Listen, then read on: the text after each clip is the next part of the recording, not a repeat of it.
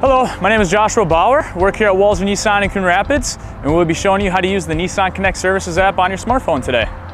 So here on the Nissan Connect Services app, we do have a few features on the front page. You are able to start and stop your engine, as well as lock and unlock your car, flash your lights, horns or lights. You also do have the location of your vehicle as well with the My Car Finder.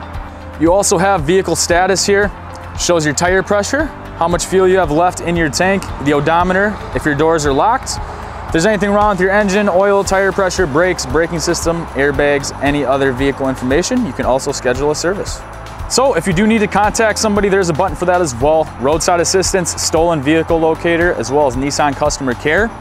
There are alerts down here as well. So if you do have somebody that's driving your car that you don't necessarily trust, maybe a child or something like that, you can put on speed alerts to let you know how fast somebody is going, as well as boundary alerts, curfew alerts, and a valet alert.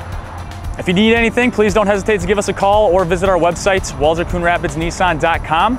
Thank you again for watching our video and learning about Nissan Connect Services.